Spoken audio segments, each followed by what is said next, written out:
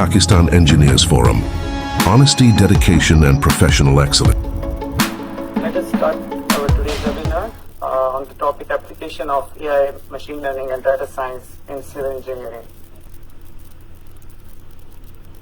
So now let us talk about today's main topic, which is like AI, machine learning, and data science.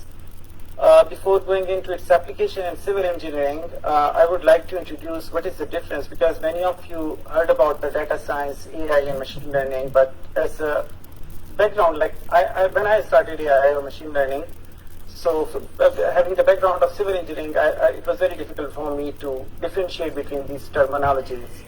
So let me explain what is the difference between these three terms. So data science basically is the broader field that encompasses the process of collecting and analyzing and interpreting large amount of data set to extract insight and inform decision making. It is interdisciplinary field involving mathematics and simple statistical analysis, data visualization, and machine learning. So the data science is basically the broader term. Inside the data science, if you are using the statistical analysis, so it's like called data engineering. On the other hand, if you are using machine learning algorithm by using the same data, so then it is AI. And for the machine learning algorithms, the famous one are like, for example, if you can see ANN, CNN, KNN. Similarly, the data science itself has a lot of application in the field of engineering as well, and especially in the field of civil engineering. So, if you don't go delve into the, any machine learning algorithm, and you just visualize the data, it itself tell you about a lot of things. So, data visualization, statistical analysis, machine learning, this is all of these streams under the heading data science. It makes it possible for us to appropriate information, see pattern, find meanings from a large volume of data, and use to make decisions. Data science can use many of AI techniques to derive insight from data, for example, machine learning models, and also the statistical models and deep learning models. Now, the second one is your famous term, which is like the artificial intelligence. So AI is basically the branch of computer science that deals with the simulation of intelligent behavior. Why it is called artificial? AI is anything that makes machine act more intelligently. Human provide machine the ability to examine examples and create machine learning models with standard inputs and desired outputs. So why it's called artificial intelligence? Because the machine itself is just a machine. So it works based on the output, based on the input which human provide to the machine. So, for example, the human brain, God has gifted us the intelligent brain, but if there are a lot of things and a lot of divergence in the data, so it is difficult for the human brain to simulate all of these information at a time. So in this scenario, we can take the example of the machine, and we can provide the input in the form of data, in the form of the image data, or maybe like the voice data, as well as like the numerical data, and the machine help us to make the decision by analyzing that data. And that's our artificial intelligence, and that is the reason it's called artificial intelligence, because machine itself without our input is nothing. So the only AI the machine has is what as a human being we provide to the machine. So the other term which is normally associated with this, data science or the AI is the machine learning. Machine learning is a specific approach within AI that allows system to identify patterns and make decisions with minimal human intervention. Machine learning is all about using technology, essentially mathematics or computer algorithms, to find patterns in the data. The data can be structured data or unstructured data. So machine learning normally are the models that are normally trained with the large data set. It finds the trend in the data and gives us the result or decision based on the algorithm which are already defined. So what is the future of decision making using machine learning? Man and machine working together, accessing risk and reward, working through difficult decisions, and perform decision making that would be impossible for the human alone. So it can help at the stage where a lot of different things are there and the problem is difficult for the human brain to solve. So we can use the we can take the advantage of the machine or the machine learning. So now before going into the example of this data science machine learning, I would like to explain first the types of AI. So there are different types of AI, but I would like to talk about three main types of AI that has basically applications in civil engineering problem. The first one is the computer vision. Computer vision is basically the broad field within AI that deals with how the computer can gain high-level understanding from digital images, videos, and audios, sound. So, for example, in civil engineering, the computer vision application is like pavement distress detection, crack identification, structural health monitoring, and construction progress tracking. So the last one is quite famous in Japan nowadays. They are trying to develop the machine, to develop the model that can track the progress of the construction activity. Similarly, the other type of the AI is basically the machine learning that enables systems to learn from data, identify patterns, and make predictions or decisions without being explicitly programmed. So that on the data-driven solutions for civil engineering problems, we can use the machine learning, and there is quite a famous machine learning algorithms nowadays which can help in different disciplines of civil engineering. And the last one is the natural language processing. It involves analyzing and interpreting text data from report, manuals, and other documents. And in civil engineering, we have the automated information extraction from construction documents. Like, for example, here the construction documents, if we want to extract some information, we can use this natural language processing type of AI. Now we can go to the example, and I would like to start from the very simple example. Basically, the AI machine learning data science, their concept is all same, like how it works. So let me start with an example from the data science and then how we applied machine learning and then how we can use AI. So it gives you the clear image like how this technology, like what are the advantages or what are the application of these are of three things in civil engineering. So I'm giving you the example of the road infrastructure maintenance management. So that's a simple example like this introduction. Like we know, the road network is the backbone of the country, but with the passage of the time, normally the condition of the road degrades. Now, as a road engineers or as a managers, we have to develop the maintenance plan, and our maintenance plan, we have to develop the maintenance plan, and that maintenance plan should be it should properly rank or prioritize the road section for maintenance plan. So how we can utilize this technology to help us in decision making for the selection of the road section for the maintenance planning. So let us see. So there are three pictures on the screen, 1, 2, and 3. As a road managers, if somebody asks you like which roads from the following three requires rehabilitation, so of course your answer will be very easy, like picture number 1, because the condition of the road, picture number 1, the road number 1 is very bad, so it needs rehabilitation.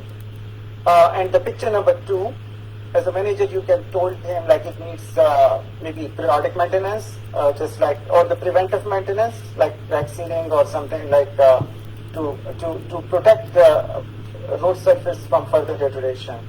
And the picture number 1 just required the routine maintenance.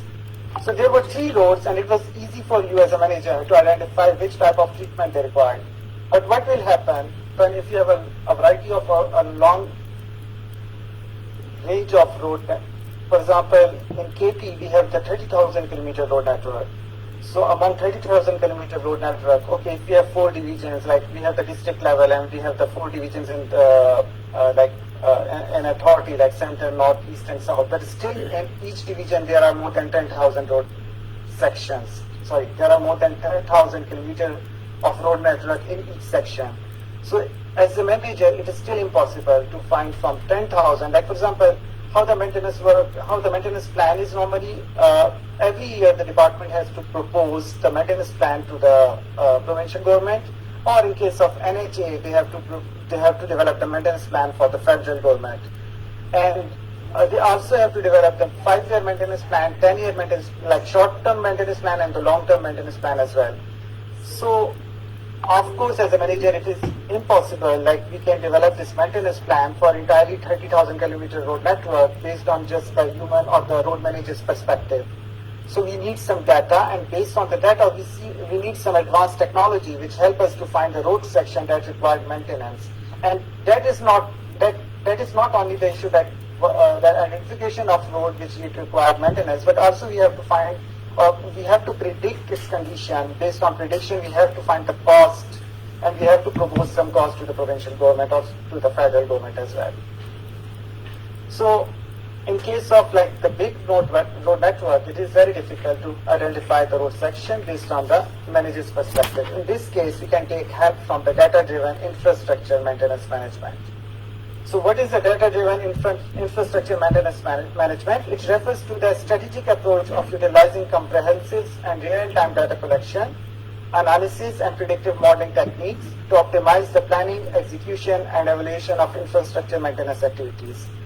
There are normally these 4 terms. Broadly, these are 4 steps, and these steps are involved in each field of AI. Like if you are doing simple data-driven, I mean like the data analysis, or you are doing the machine learning models, or you are doing like the complicated AI, algorithms. So these 4 models are normally, these 4 steps are normally common in each of these 4, in each of these 3 fields of data science. So the first step is data collection, the second is data analysis, and based on data analysis, we develop predictive model, and based on model, we can predict the cost, or we can develop the maintenance strategy. Now we can do the simple case study, and from that case study, we can understand how this field, or how these 3 fields work. So what is a case study? We have to develop a maintenance plan for the road department. What does it mean? It means we have to find the cost of the maintenance for the road section for maintenance planning, number 1. Objective number 2 is to find the road section or group of road section that need more attention. Like for example, which area of the road, in which area the road section requires more budget. And as an engineer, not as a manager, as an engineer, we also have to find the factors that are more critical and affect the payment condition. So normally the departments, we work as a managers, but as an engineer, we also have to find what are the critical factors, what are the causing, like why this road is getting deteriorate very quickly. So these are the factors. So these 3 from the data, so these 3 are the objectives like we have to solve with the help of data-driven infrastructure maintenance management. So as I explained earlier, the first step is the data collection, which involves gathering information from various sources to support decision making for infrastructure management. But a very important aspect that is associated with the data collection is data integrity. So it's my request, like please, I saw a lot of papers when I review papers. So I saw and I reject a lot of papers that use the manipulated data, and as a data science, as a data engineer, you can easily find out like where the authors or where the researchers have done the manipulation in the data. So it's very important. The data integrity is very important. And what is data integrity? Data integrity is the accuracy, completeness, consistency, and trustworthiness of data throughout its life cycle. It includes that the data must be aligned with the objective. It is very important, as otherwise the analysis will be wrong and the efforts will be useless.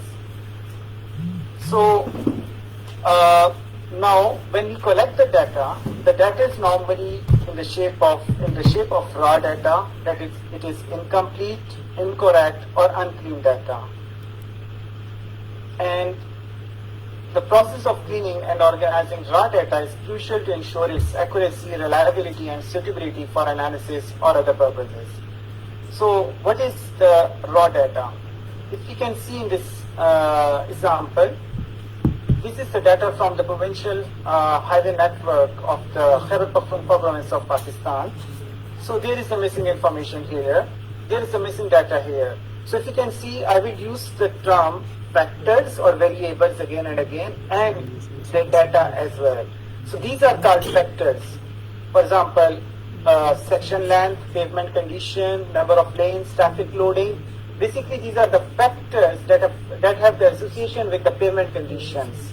So these are the variables or the factors, and these are the data points. Like how many number of roads are there. For example, this is road number 1, Peshawar to Charsadar roads.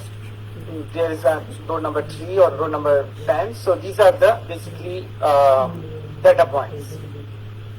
So this raw data is basically, if you can see here, we have the duplicate information. So this also affects our analysis or our output results. So first we have to get the raw data and clean and to perform the data cleaning. So we have to find the duplicate data, we have to find the missing information, and we have to check the incomplete data. So this process is called data cleaning. And what is data cleaning? Data cleaning is the process of identifying and correcting errors, inconsistencies, and inaccuracies in data sets. Data that is complete, correct, and relevant to the problem you are trying to solve is the clean data.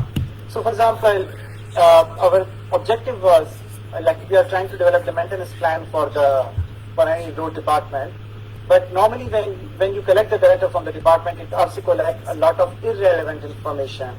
So first you have to set your objective, and based on your objective, you have to identify the factors that you have to use in machine learning models or AI or the data analysis. So this all process is called data cleaning. And as I came from like civil engineering background, so when I jumped into this field, in the start, like I didn't focus too much on data cleaning. So after the efforts of my 1 year, like when I performed analysis and I developed the model, at the end I found out like all the data was incorrect, and then I went back after 1 year to clean my data again and to redone the analysis. So that is the reason, like I want to say, like data cleaning is very important, and it's like brushing your teeth. It's something you should do and do properly, because otherwise it can cause serious problem. For example, for teeth that might be cavities or gum disease, but for data that might be costing your time and your boss time. So it also happened with me. It's my own experience. Like I did the analysis, but my data was wrong, and then I again cleaned the data. So from all your, like for example, if your research involves this based on data analysis, so you should give more time to the data cleaning, data collection and data cleaning process rather than the analysis side. So what are the different data cleaning tools? Data cleaning tools are normally we can do easily in Excel, SQL. For example, normal data set normally we use is like, it's not too big data, so we can use the Excel for it. But for the large big data set, like for example, if you are like performing some geomapping or this kind of activity, so we can use the SQL, where we can use the live data as well. So for the big data set, you can use SQL, or maybe you are aware of SQL as well. So there are simple commands of data cleaning, like condition formatting. You have to find the duplicates and remove duplicates, formatting dates, etc. So these are simple commands which you can do to clean this type of data. After data cleaning, then you have to take a picture or snapshot of this slide. You have to please do checklist to find out your data is consistent. The number of categories or the labels or the variables are enough to address your objective. You don't have the missing data, and there is no unformatted data. What is unformatted data? I miss it here. But for example, you have there, like this is the payment condition. It is good, fair, and bad. So it should be the spelling of the good for all the roads should be same. It is not like G-O-O-D, and then another road you have to mention G-O-D. So this is like wrong. The machine will not take it because it's machine. Machine is stupid. So you have to clearly identify the label which you want to analyze. So this is like you have to check the number of categories or labels. and you have to check missing data and unformatted data. And in case of like numerical data, we have normally two important data types. One is the numeric data and the another is the categorical data. So the numerical data is normally like continuous number, for example, the age of the pavement, age of the road, for example, length of the road, these are the numeric data. But what is another category of the data? That is the categorical data. So the categorical data, normally we have the further two subclasses, that is nominal data and the ordinal data. If you can go to the previous slide. So for example, this is the pavement condition. So the pavement condition is the rank ordinal. For example, there are three conditions, good, fair and bad. It is increasing or decreasing order. So this is the ordinal variable. The another one is the nominal data. So the nominal data is basically yes or no. For example, your road is hilly areas, yes, or plain area, no. So if there are just two or binary classification, that is called nominal data. So when you clean the data, you have to clean the data in the shape of the machine learning language. Machine learning language, machine can just understand these three types of data. Numeric data, nominal data, ordinal data. It cannot understand the Shah Charsata road. It cannot understand Vardhan Sawabi bypass. So you have to clean the data based on the language that can be easily understood by the machine. So review the goal of your project again. Once the data clean is finished, it is important to review the goal of the project and to confirm that the data is aligned with the goal. So for example, if I can see here, sorry. Here I have a lot of information in my data. For example, serial number, highway number, and other. But maybe I don't need these information for my data analysis because my aim is to develop the maintenance plan. And maintenance plan is related to the pavement condition. So maybe some of the information I do not require. So finally, before moving towards the analysis, you have to recheck and you have to remove the unnecessary information from your data. Okay, after that, the most important thing in data analysis is change log. And what is change log? It is a record that documents all changes made over time. So for example, this is the first one is the original file you collected from the department, and then you have please save it and work on it. And you have the original file and now you have the clean file as well, because sometimes you have to move toward your original file to see some information. So the change log is very important. You have to keep the information of all updating of your profile. So what is the purpose of this cleaning data? The data cleaning help us to see pattern in the data, identify important patterns, it connects related information, and then it helps us to draw useful conclusion, which we will see in our coming slides. The data cleaning involves data transformation into a useful format for analysis and to give it a reliable structure. So now for our example, we had collected the data from Communication and Works Department, and the data was from the year 2021. It was about 3,000 kilometer road network, and these were the road characteristics, like road length was there, pavement terrain information was there, like whether the road is in hilly or plain areas, traffic volumes, and these all information was in our data. And I also collected the data from the budget department, which is stated the cost of the last maintenance, and then I'm merging into the same data sheet. And one of the important aspects of the pavement, like road maintenance or the data-driven maintenance management is the pavement condition. So the pavement condition in the data was classified based on IRI, and it was classified into three categories: bad, fair, and good. So these are the definition of the IRI. I will not go into detail. So the first step is the data pre-processing, which is very important. What is data pre-processing? It is like you have to convert your nominal data into hot encoding. What is hot encoding? So I explained earlier, like the nominal data is normally yes, no, hilly, plain. So we just convert it into a machine learning hot encoding form, which is like dummy. We use the dummy variables like 1 and 0. For example, 1 is showing here plain areas and 0 is showing hilly areas. So this is called hot encoding of our data. The second one is in case if you have the ordinal data, like as in our example, we have the good, fair, and bad road condition. We have that traffic volume as low, medium, high. So we can do the label encoding as 1, 2, 3, or 4, 5, 6, but it should be in a sequence form. And the final one is the numerical variable. So the numerical variable, we have to do the scaling or normalization if we have the, oh, I forget the term, sorry. If we have the outlier in our data, outlier, for example, if many of our roads are 10 to 20 kilometer, but there is one or two roads in 105 kilometer road length. So we have to do some normalization in that case. After then, the data pre-processing, we are now ready to dive into the analysis. So now again, I'm in the data science. I didn't enter till now into the machine learning or the AI. Our simple data science gives us a lot of information about our data and our analysis as well. What is the pre-analysis? So for the simple pre-analysis, these pre-analysis we can simply do in the Excel or SQL as well. What is pre-analysis? Like, for example, chi-square test to assign independence of to access independence of two variables, cross-tabulation analysis, multicollinearity assessment, distribution plot, and box plot. Let's see how is it. For example, we have the data of the pavement condition, and then we have around 16 or 10 variables like pavement terrain, section length, road importance, traffic loading. So we just perform simple chi-square test, which is very easy and you can easily do in Excel as well. And we find out, like, among these 16 variables, which variable has the relation with the pavement condition. What it means, like, for example, this pavement condition is good, fair, and bad, has any association between the other factors or no.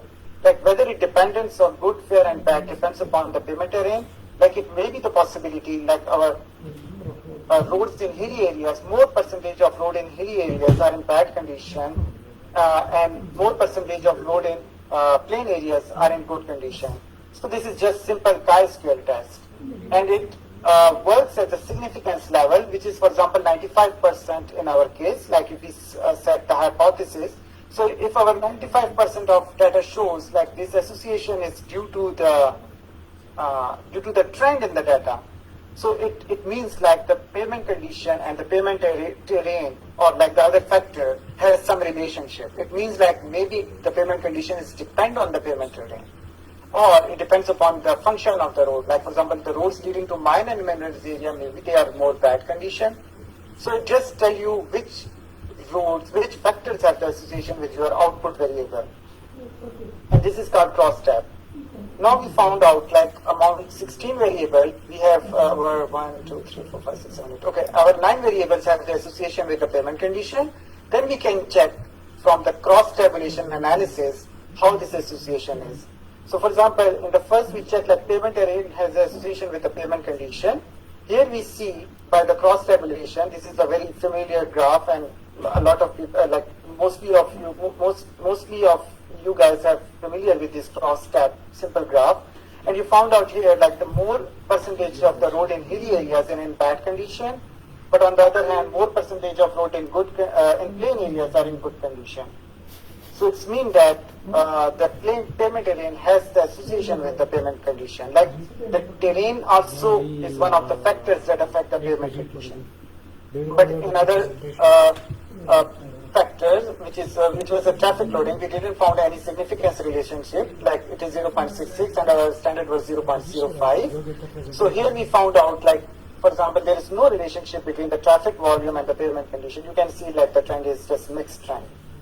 So this is very good example. Like, you can just take the data and just perform cross-tab and chi-square test, so you can get information how your data is. This is another example. This is the association between the road length and the pavement condition. So this is 1, 2, and 3. 1 is basically bad, fair is 2, and good is 3. So you can see again, and this is the road length. So you can see here, like, there is no association between road length and the pavement condition. It doesn't mean, like, for example, longer road length are in good condition and the shorter road length are in bad condition. So there is no association, and this simple graph tell you a lot of information.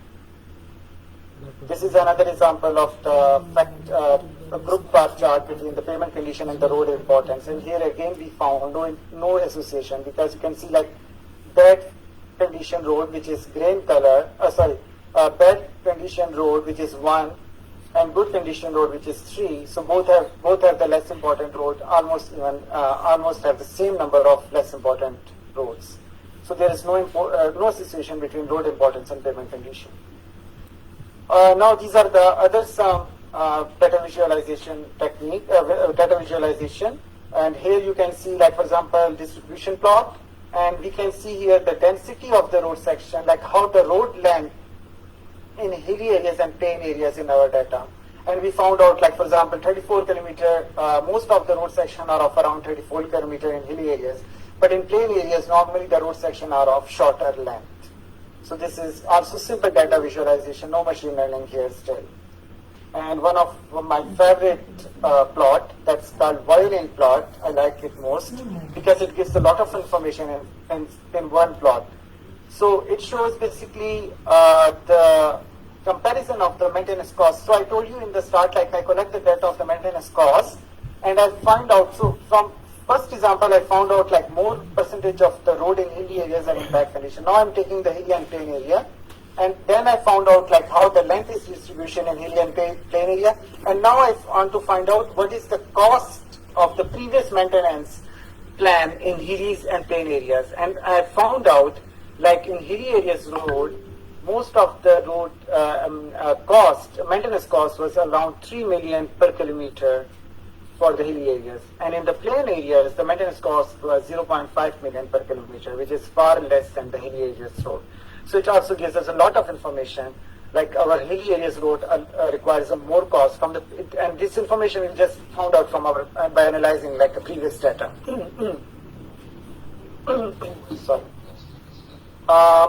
There is also the concept of quartile in the violin plot, and this quartile is basically, like for example, it shows like 25% of road section have unit maintenance cost of 2 million per kilometer, while Q3 is like the upper quartile, like the 75% of road has the cost about 3 million per kilometer. So it also gives you the information about your data trend.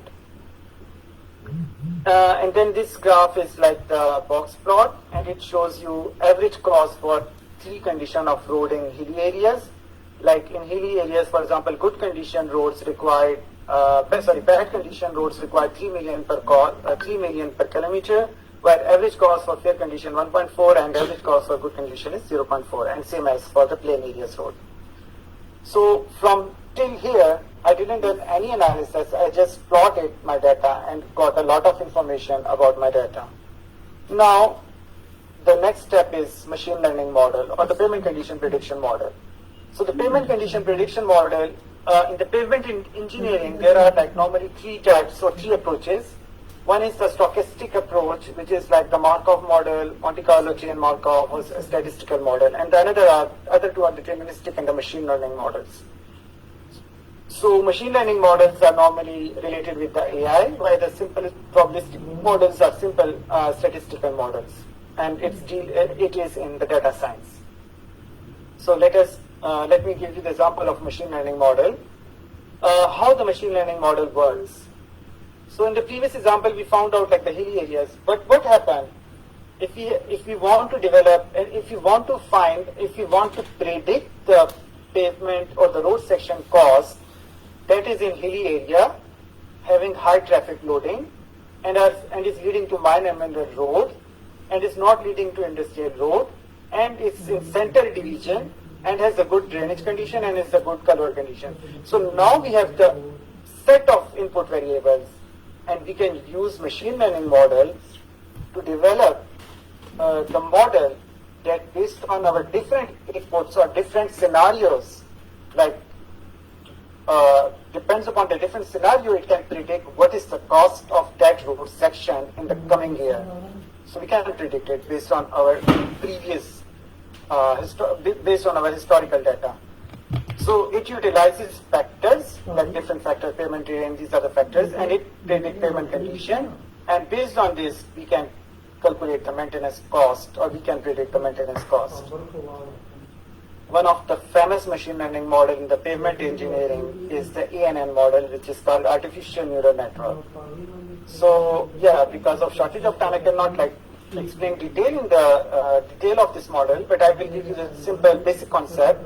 So assume these are our input variable. I am giving the machine, like I have the hilly area road, like pavement terrain, and this is like medium traffic loading, and maybe the drainage condition is good, fair or bad, whatsoever. So what will be your output? So when I give the input, when first I develop the ANN model, and once I have the good model with a good accuracy, then I give the new road, like the new road to that model, and the model will give me the cost or the payment condition. Like your road will be good, your road will be fair, or your road will be bad. And how this ANN works? It is called basically artificial neural network. Basically, it takes inspiration from the biological neural networks. So let me explain. Let me give you a simple example. Assume there is a baby who is 1 year old, and his mother gave him an apple, an orange.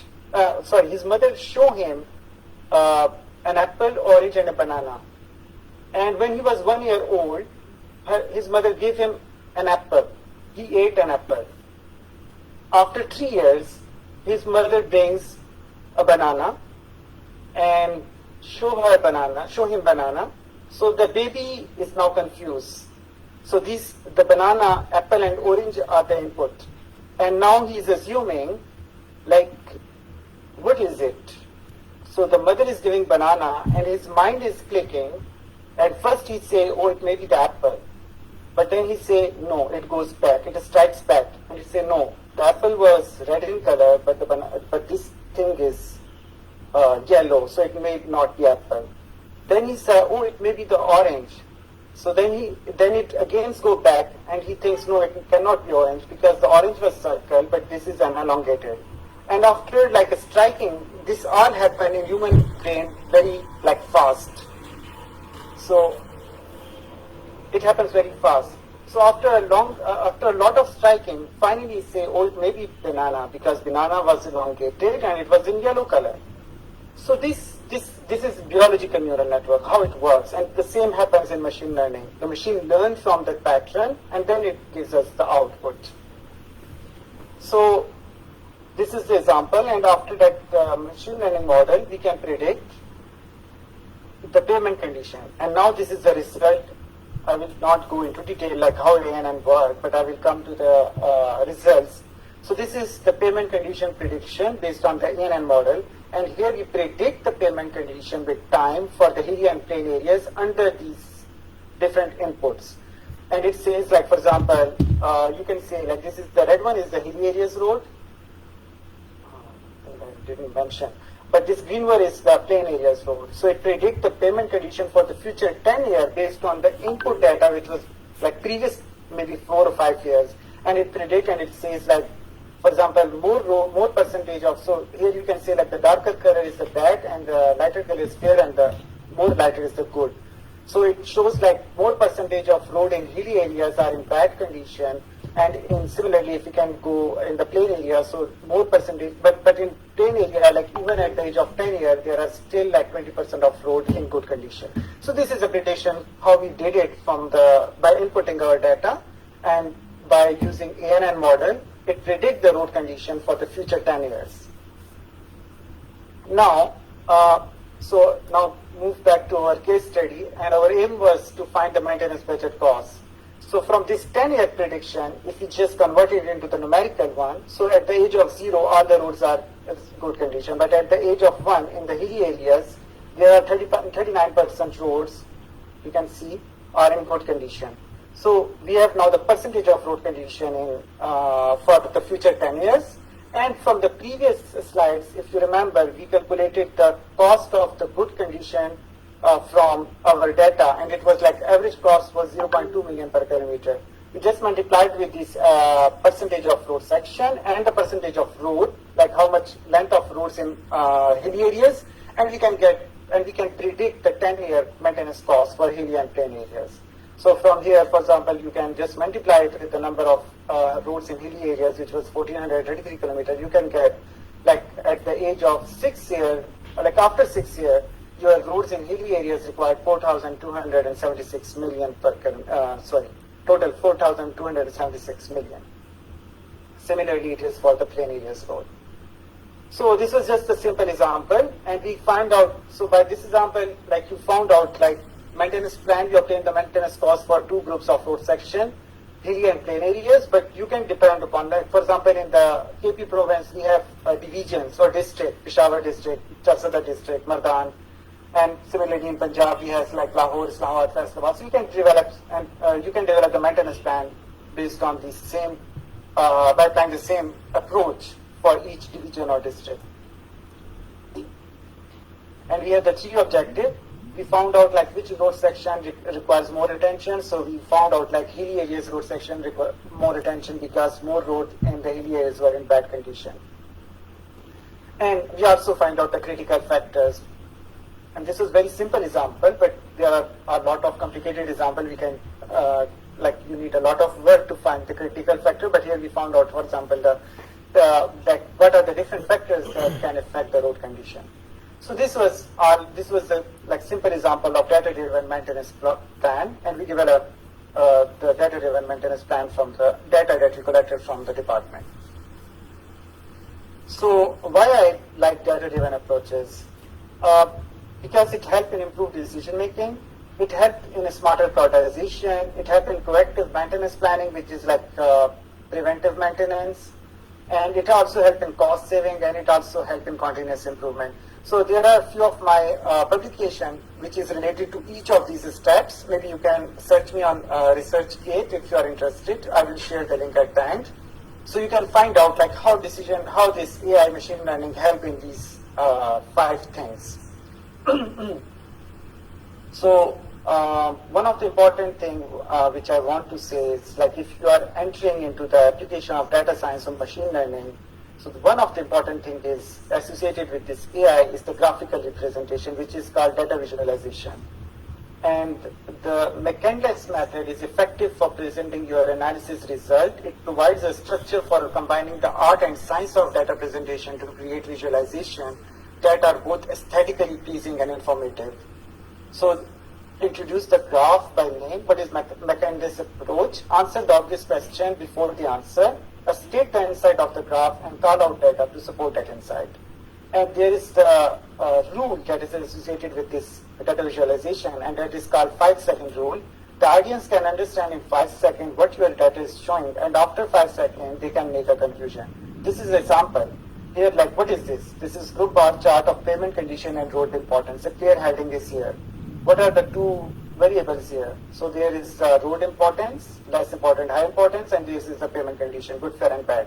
And what we are extracting the information from it. So it shows like there is no association between the pavement condition and the road importance. So this is example of McCandless approach, how we can apply in our data visualization. Now I will move to another example of AI, or another category of the AI, which is the computer vision. So automating pavement distress, cracks type, and severity prediction for assessing pavement condition is a good example of the computer vision AI. So this is my current project where I am collecting the data by the simple mobile device, and this data is basically the road cracks data. So previously I developed a model based on the numerical data. Numerical data I mean like the number data or the text data. But now I am trying to do the image classification, and I want to develop the model.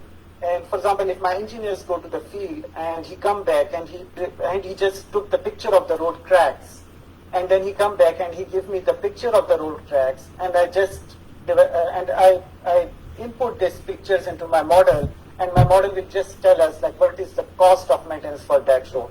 So this is my future or my current work, not the future. I mean, like it's the current work. And I have the very good student from the UT Peshawar who is working on this. Maybe some of you know him. And he was the student of the organizer of Professor Khan Shehzada, organizer of this webinar.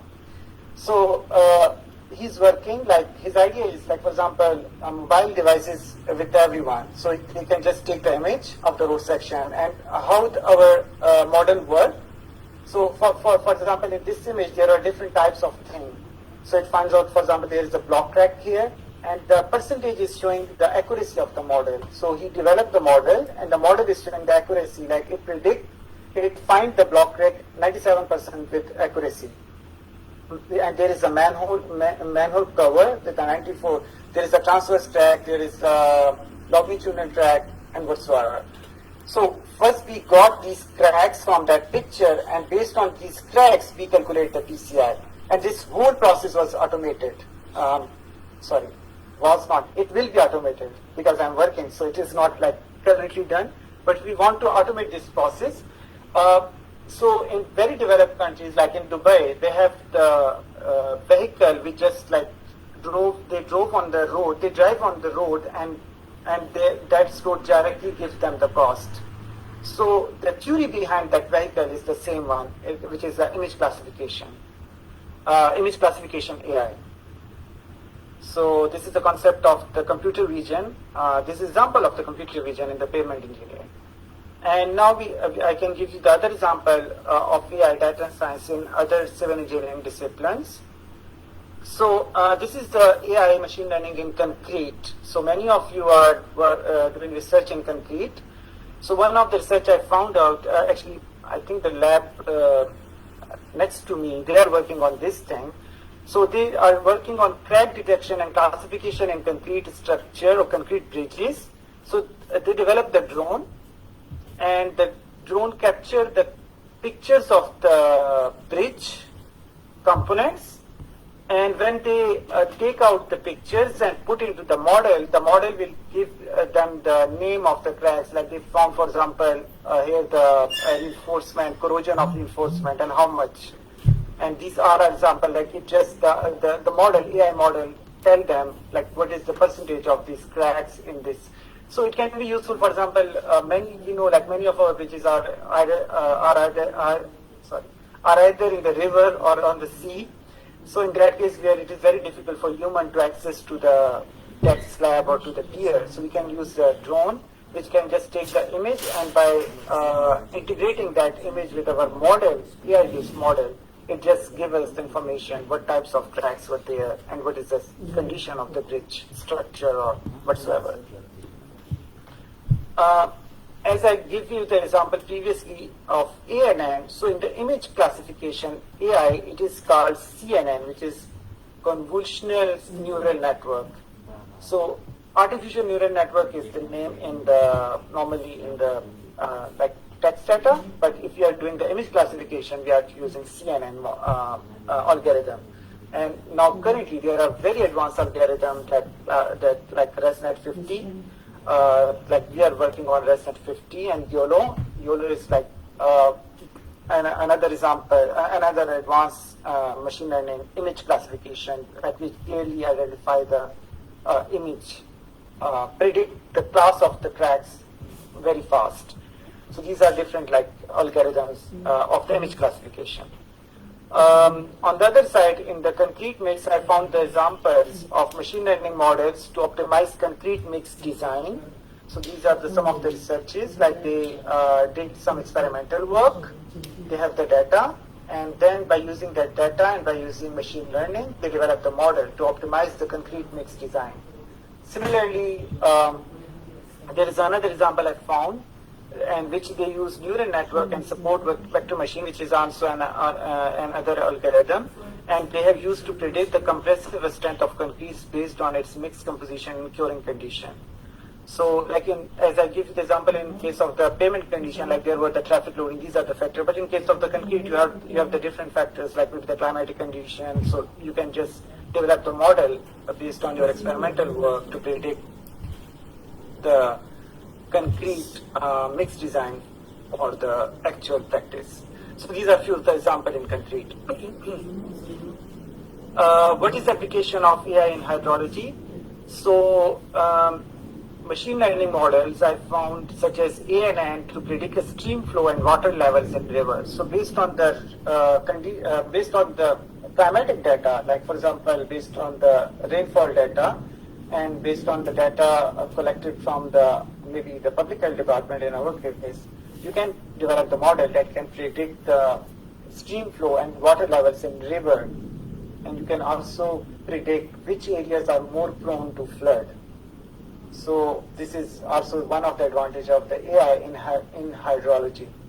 Similarly, there is the rainfall runoff simulation, which basically use the comparison between ANN and long-term network for simulating rainfall runoff relationship. The model was trained on historical hydrological data to evaluate their performance in predicting the stream flows. The study aimed to determine which model provide more accurate and reliable results in capturing the complex dynamic of rainfall runoff processes. So normally, in our case, like in case of the road departments, we have the side drains on double side of the roads. So we can also use AI to predict like how these drains will be behave in case of the rain, extreme rainfall. These are some of the examples of the research which is currently undergone in hydrology. Okay, somebody in comments mentioned that he wants to know about the AI machine learning in maintenance management. So this is one of my work. I will give you the simple example. The same data that I collected from the department, from the CNW department, it was just like they have the division, pavement terrain, and there are different factors. And I wanted to find out like how the distribution of, how they developed the maintenance plan in previous years based on this data. So what I did, I reverse engineered the decision making behind the road maintenance by performing decision tree analysis, which is one of the famous, now it's famous, decision tree famous machine learning technique on the provincial road network data. And what was my objective? To reveal the factor that served as the basis for the distribution of maintenance fund.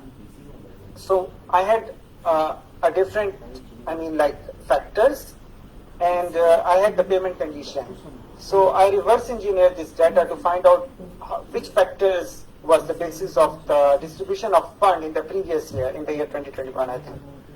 So this is just like the concept of decision tree, which is one of the machine learning approach. Basically, it shows you the results in shape of decision, which is very easy for us to understand what is the trend in our data. So, for example, with my data, I developed two approaches, and I will go directly to the results. So, in my first approach, I grouped the road into the two categories, like the road section that received the budget and the road section that didn't receive the budget in the year 2021. And I found out, like, the decision tree analysis gave me the result that the payment condition was not the factor. Like the budget distribution was not done based on the payment condition. It means like if the road condition is bad, it doesn't mean it was included in the maintenance plan, because there is no concept of data-driven maintenance planning in the provincial department. So how they did it? They just did it depend upon the time since last maintenance. Like the result shows us, like for example, the road section that didn't receive the fund from the last 4 years got the budget, and the road section that received the fund in the last 4 years, they didn't receive the budget. So this is like, you can find out like the typical, like in the absence of data driven, the maintenance planning is done like this.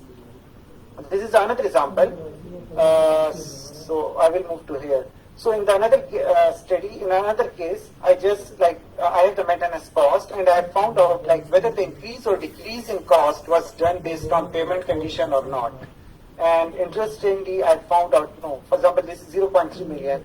So 0.3 million is the cost, and I found out like the cost was distributed not on the payment condition, but again, depend upon the time since last maintenance.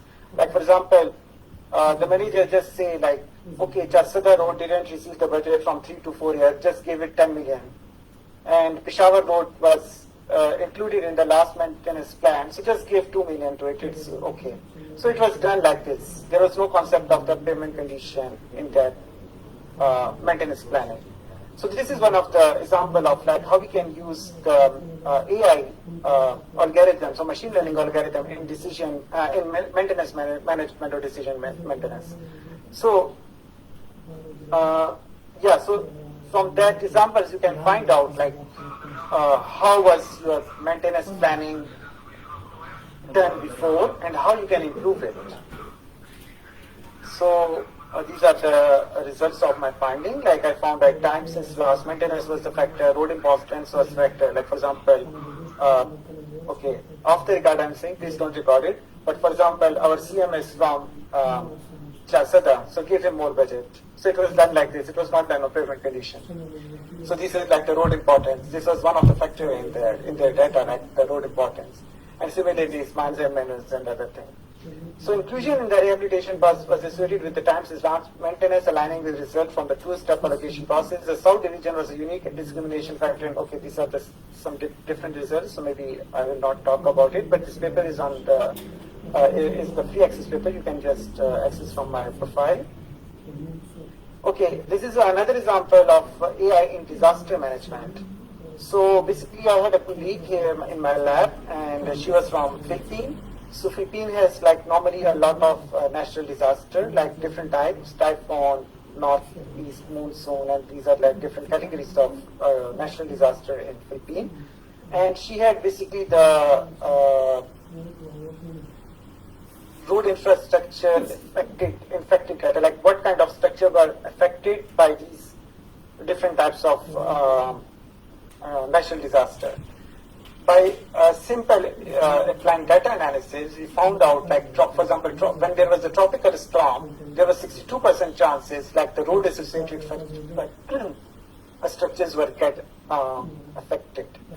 Similarly, if you can see, like typhoon affected mostly bridge substructure. Bridge superstructure, like 498.3. Similarly, if you can see here, the continuous rain. So it was like 385, like it was bridge damage. It damages like the bridge structure. So this was the simple, like we developed, we performed data analysis and we found out like what kind of the natural disaster affect what kind of the structure. And it also helped us, it also helped the road department to align their strategies based on the output. So these are a few of the examples of the AI machine learning in civil engineering. And I give the simple example of the in pavement engineering, and I hope like it will give you the chance to reflect to your research. Like for example, if you are doing concrete, masonry, or any kind of research, and you have a very good data from experimental work or from the department work, so it is easy for you to apply these machine learning algorithms and to apply this AI for the prediction modeling. These are few of my achievements, and you can see on the online as well if you need some help. Because one of the most important thing we observe when we collect the data from the department is the missing data, because sometimes the information is not complete. So this my recent paper, which is a characterization of missingness and data-driven imputation for incomplete. This is for the payment condition data, but you can also use it for the other aspect as well. So how you can treat the missingness in the data. So it doesn't mean like you just delete the road. Like if there is missing information, just delete that road. It is also manipulation. It also affects your result.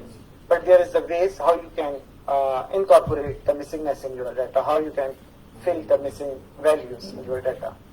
So some of the papers are like towards asphalt pavement distress analysis, like how you can find out the prediction, how you can predict the occurrence of the asphalt pavement distress with time.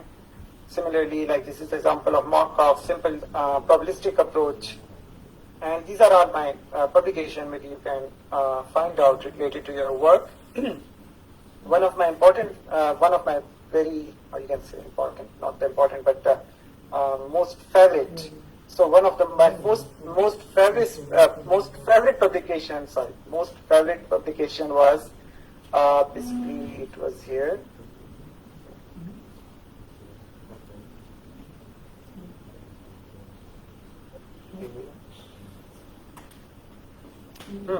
It was analysis of interrelated distress type using night bias method for provincial highway network. So when I was writing the paper, I checked the literature, and the application of AI and machine learning is very much famous in the medicine science like medical science. So I found a study in which the researcher tried to find out like the symptoms. For example, if somebody has the high blood pressure, so how much probability he will be diabetic or he will have heart disease in future. So they use knife bias analysis. The same concept I took from their paper, and I find out, for example, if there is the edge cutting on the road. Edge cutting is the type of distress. So what is the probability that with the time this untreated edge cutting will convert into the alligator crack or the pothole? So it is one of the most, like, my favorite topic, and this same concept is also using in the weather prediction. Like, for example, if yesterday it was sunny, so how much probability that tomorrow it will be rainy? So, but I use it in the pavement engineering. Like, for example, if there is an alligator crack and it is not treated on time, so after how much year, like 4 to 5 years, it may be converted into pothole, it may be converted into the longitudinal cracks, which require high maintenance cost. So this is also one of the good papers. You can read it, and based on this, you can develop your approaches, or you can apply this approaches to your research work. Okay, can we start, Sishan? Ji Azam, we can continue with the question answer. Okay, actually I just received 6 responses, I think, but yeah, responses are coming. Okay, we can start question answer, sure. Azam, can you read the comments, or we dictate the question for you? No, actually the link which you shared with us, with me is not working, so maybe you can ask the question. There are some questions related to the application of AI in building construction management, scheduling, and the project management. So how we can use AI in this context? So can you please answer this question? So can you tell me one by one? Okay, the first one maybe the construction management. G. Okay, so in the construction management, like I told you, actually I give you the example of, like, in the pavement maintenance management. The same concept you can also apply in the construction management. Okay, I will give you the 2 examples of our countries. Is okay. In Pakistan is okay. For example, what happened in our department is, like, there are different types of projects. Like, some are foreign funded projects, some are local funded, and some are the federally funded projects. And there are these projects are normally not implemented on time. Like, there is the delay in this project implementation. So what are the reasons? Now here, if you just go to the department and ask the data collection, like, please provide me the projects which was started in 2018, 2019 and 2017, and cost of the project. And you can easily, if you don't go to the department, I think that is also available on the internet as well. If you just search annual development plan, ADP plan of the CNW or NHA, or maybe the PWD, so you can get this information from there as well. By analyzing the data, you can find out the causes of delay maintenance. And by addressing, so there are 2 things, like, one is the data that you can collect from the department or from the online. The other thing is, you can also develop the small questionnaire survey from the managers. For example, you are working on the NHA, like, why the projects are getting delayed and why is the construction projects do not complete on time. So first you get the data and you find out, like, for example, foreign funded projects are the major one, like, which are not completed on time, or the foreign funded projects are the major one which are completed on time. So first you find the trend in that. Then aligned with this output which you get, you can gain access to the department and make the questionnaire from the few of the managers, and you can ask, like, what are the reasons, or what are the reasons in your opinion that can be related with the project maintenance delay. And then you can analyze this both data to develop the strategy for the construction management. This is one aspect for our countries. Like in our case.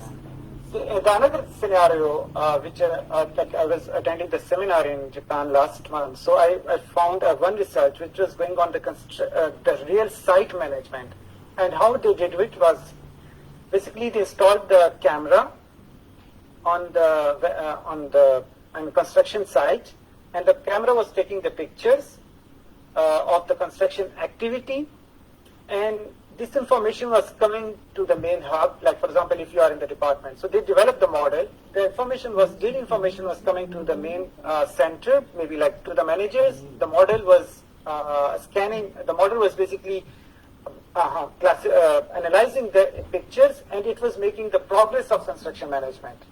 Like for example, today 5 trucks of concrete entered that building or entered that site, and till like evening around like maybe 10 or like maybe like 5 sites were concreted or something like this. So they developed the strategy, like how you can actually monitor. It depends upon the problem, what problem you are trying to solve in the construction management.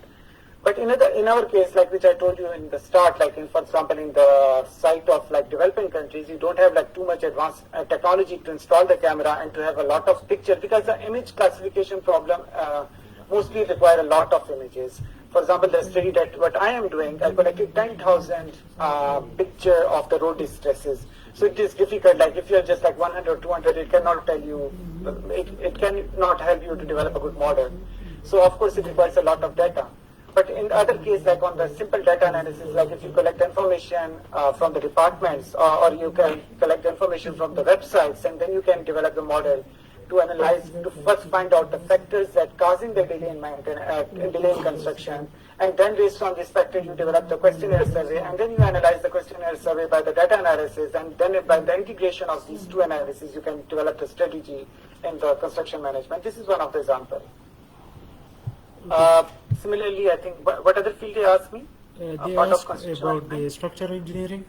And okay, structural engineering, I give you the very good example here. Like this example is very famous here in Japan. Okay.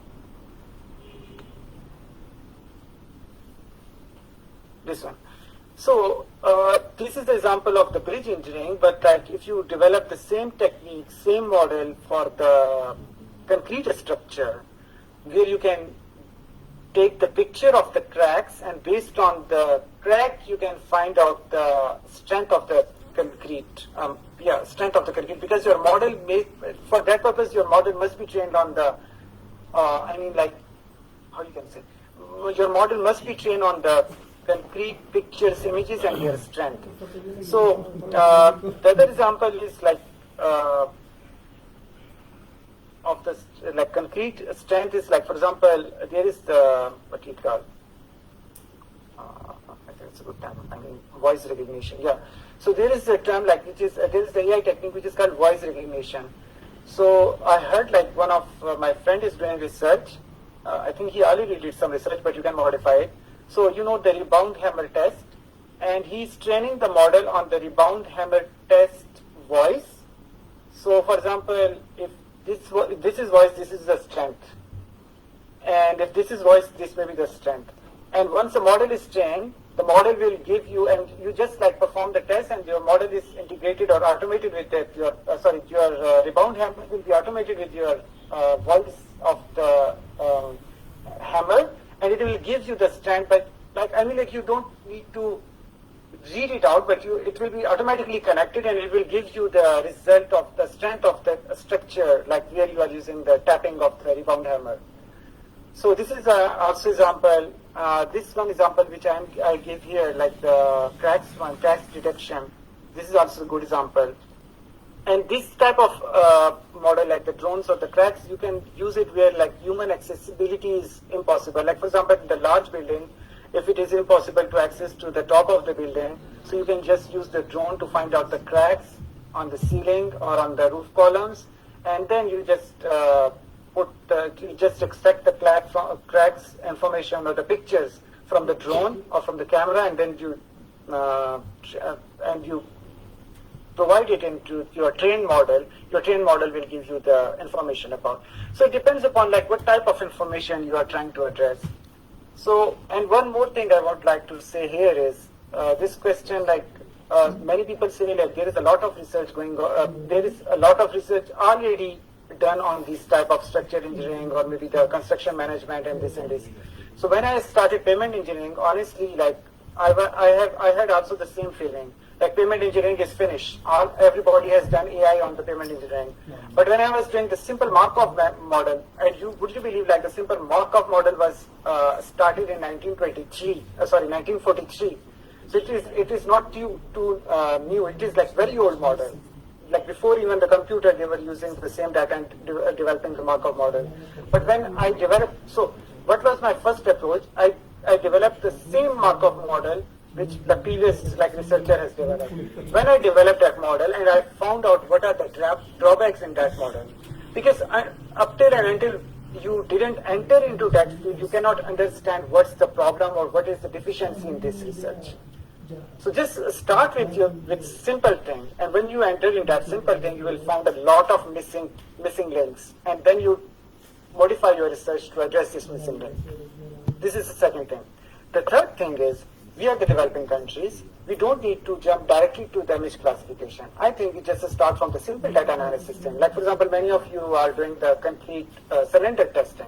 Develop the model, and your concrete cylinders are casting. For example, you are defining the boundaries of the casting. Like this was the temperature, and for 30 days you did, for example, you did curing for 30 days, and this was the water cement ratio, and you develop like 5 or 6 cylinder. Just take these input, develop the model. Like if you play with these variables, like for example, if you increase or decrease the temperature, if you increase or decrease the volume, water cement ratio, these are the things. What will happen? How will the strength behave? So these are the simple data analytics, like many bachelor students can use it. A part of it, okay, in Japan, what people are doing, like they are collecting the data. For example, there are a lot of earthquakes in Japan, so they collected the data from the I think Hokkaido prefecture. There's a province, like in Pakistan there are a province, but in Japan it's called prefecture. They collected the data from prefecture, like when earthquake comes, what is the first thing fell in your home? So based on that, they developed the data analysis, and they found like mostly say they hide under the table, and they hide under which, like for example, they hide under the table, so first thing on the table fell on their head. Like there was a common trend they found in the data. So based on that, they developed the approach, okay, it's, you have to put the empty table in your house where like you can just rescue in case of the earthquake. So these are different approaches like you can find, and I would recommend even from the traffic. Okay, there is another one, that the accident study. The AI is very famous in in the accident or crash study as well. Like for example, Shibaura to Charsadra road, there are a lot of accidents. Why? So just collect the data from police department or from any road department. Like what is the traffic, how many cars are going, what time the accidents are occurring. And you can analyze and you can find out what are the causes of accident in that region, in that particular road, in that particular region. Maybe like it's the time, maybe it's the road narrowness, or maybe something else. So yeah, so just start with it. You don't need to jump into like advanced drone or the satellite images. Maybe you can start with the basics, and then you can move towards the advanced like the developing countries are doing. So if you see my Ph.D. research and if you compare it with my postdoc research, so my Ph.D. research was like just very basic for me, because it was like just simple data analysis. There was no image classification. And would you believe like my first 5 publications were from the data from the CNW department, which was just like 105 data points. Like if you can tell somebody like... Recording in progress. Can you hear me now? You are audible now. Okay, so the first research, if you can see here, comparison of decision makers' perspective and data-driven factors affecting pavement region in Khyber Pakhtunkhwa, Pakistan. This is one of the book chapter, and it was like very simple data. It doesn't require me to pay anything. Like the data was free, the questionnaire survey was free, and I write a good book chapter based on this. So yeah, so you can get the information from here as well. ठीक है Azam भाई, एक और question है कि what are the different resources for learning the practical application of AI in civil engineering? So can you please explain the different resources? Okay, I think I missed one of the important things is here, like normally these kind of analysis, machine learning, AI, and data science, we used in Japan Python and RStudio. So yeah, I'm sorry I didn't show you like what are the apps which normally, or the software, so like not apps, software we normally use So the two most important or most famous softwares are the Python and RStudio. But as a beginner, I will recommend you to use RStudio. RStudio, both of these software have the same function, but like their design is a little different. Their approach is a little different. So the RStudio is quite easy, and it can be good for the small data set. Like our data set is normally small, but a small data set, I mean like 100,000 data points. For the large data set, it means like more than 100,000, like 700,000. There is not a specific definition, but RStudio can easily analyze 100,000 data points. So when I started this data science or RStudio or Python, there was no ChatGPT. So there was just YouTube and the literature and the Google, and there is a very famous platform in the website, in the internet, which is called GitHub, and another one is the, sorry, I forgot the name, I will share if I will found, I'm sorry. But there is like very two famous platform where they shared the codes of the RStudio and Python. But now ChatGPT make it very easy. Just open RStudio and ask ChatGPT like how you can analyze this. It will give you everything, every code. So one of the important things, like our purpose is not to just copy paste the code and analyze anything. But as an engineer, as a civil engineer, or as a researcher, we have to find the application of these codes, how we can apply these codes, how we can apply these machine learning algorithms in our engineering perspectives. For example, I give you the example of in data mitigation. So your codes are already there, but somebody may be using for the medical science. Just copy paste the codes and put it into your disaster mitigation data or concrete data or the structure data, and you can just develop the model. It's very easy. So as a researcher, you can think about what are the application of these AI in your field? What are you trying to address? For example, my field was the pavement engineering, so I found out like how I can modify this. For example, I told you the example of reverse engineering the data. So decision tree analysis was already there. A lot of people have used the decision tree analysis. It was not the new thing, but the new thing was how to reverse engineer the data, how we can use the existing data to find out the factors affecting the prioritization of the road section for the maintenance planning. This was the new approach. So this is the most important thing. Like as an engineer, as a researcher, you have to think, yes, but for the application, for the using RStudio, Python, you can just, like for example, you say that you want to do decision tree analysis, just throw in the ChatGPT, please give me the code for the decision tree analysis, it gives you the code. And then for understanding the codes, you can also ask ChatGPT or you can search the Google. For example, the code is simple, but you have to understand like what the code is saying, what is testing, what is training data set, what is validation data set. So you can explore it with this thing. And if somebody is interested, I have one class in 1 week in Japan. So maybe like you can contact me on my LinkedIn. I can include it like for the. And these classes are how you can use the RStudio and Python. So in 4 classes, I believe you will be able to use RStudio, Python, and data analysis in your research. Because it's not too difficult, you just need the basic training and basic concept, like how RStudio work or how Python work. And then you can easily start work on the, then you can easily start work on these 2 things. Okay, Azam, there is another question that what are the different applications of AI in the pre-construction phase of the project? So can you discuss it a little bit? Sorry? There is a question that what are the different applications of AI in the pre-construction phase of the project? Okay, so pre-construction phase is like, you mean pre-feasibility? Pre-feasibility or scheduling or project management, I guess he is asking about these kind of topics. So in project management, actually there are a lot of like publications if you can explore. So project management basically like if you know like there is the step of your construction, like for example if we are talking about the roads, so we have first like the layout and then like the subgrade, subbase and waterbound, and these are the few steps. So from the previous data, if we have the data from the department or from any other source, like for example, the subgrade take how much time? Like it take 5 days to do the subgrade of about 2 kilometer road. Then 4 days or maybe 4 months for the subbase, then 3 months for the waterbound and so on.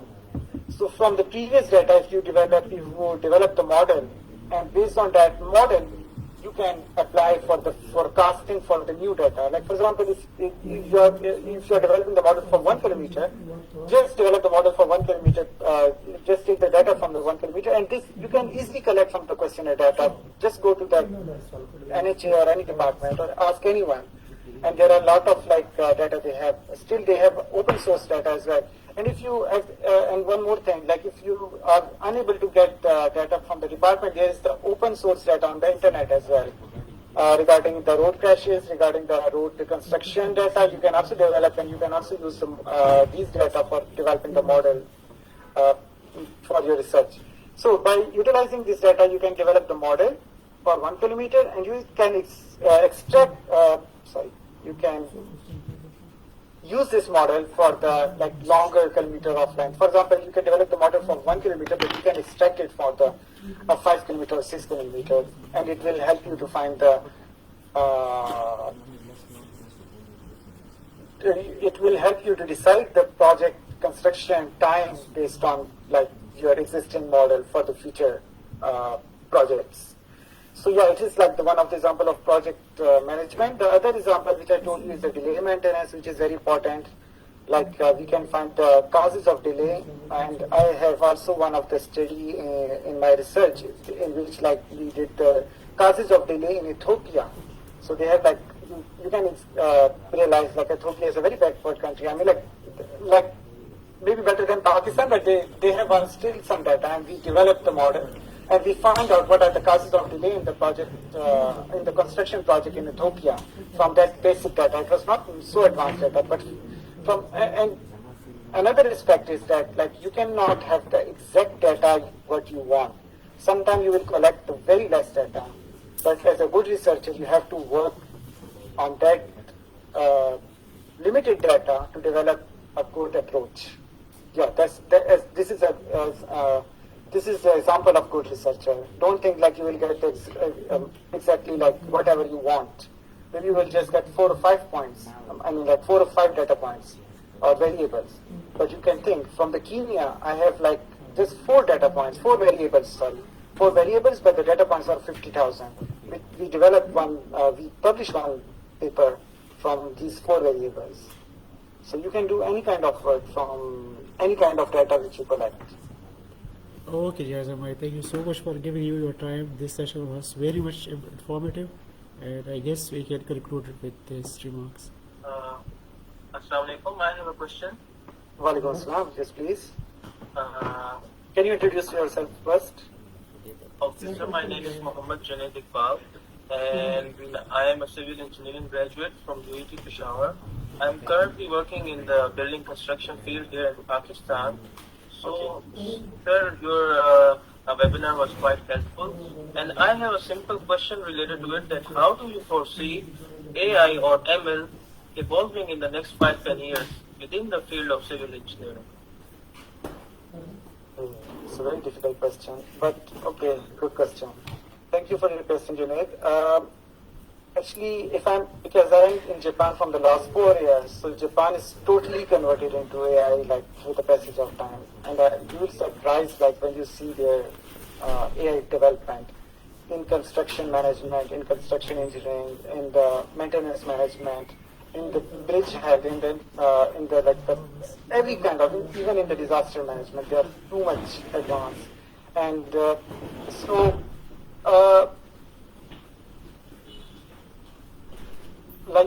one of the important things is that basically this AI depends upon the information or the information what as a human we provide to it.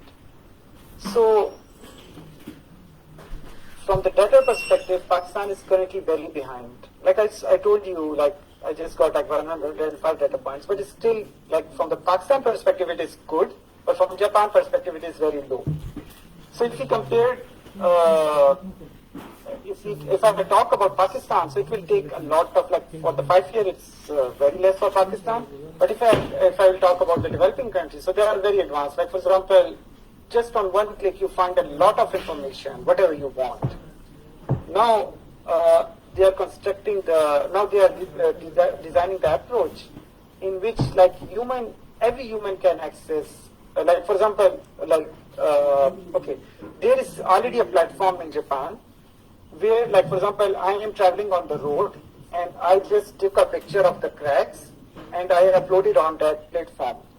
My model automatically updated and it's sent automatically to the road department, which is MLIT, Ministry of Land and Transport Department, and they easily find out what is the life of this road from that, and from the randomly picture, like not from the engineer or road engineer.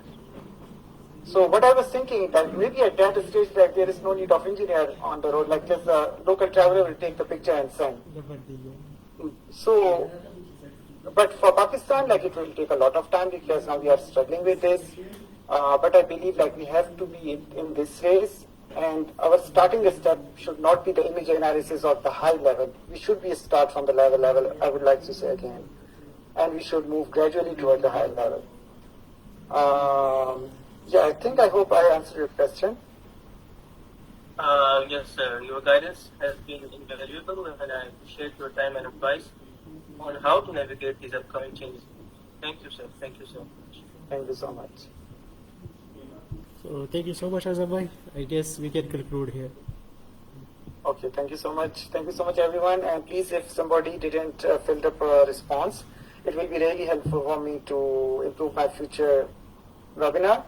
And if somebody is interested in RStudio and Python, so you can contact me in person by sending the message on LinkedIn. My link is already shared, and maybe I will ask Ishan to share that link as well. My LinkedIn profile is there, so you can search me, and yeah, and any kind of guidance, I will be here. Okay, thank you so much, Azam.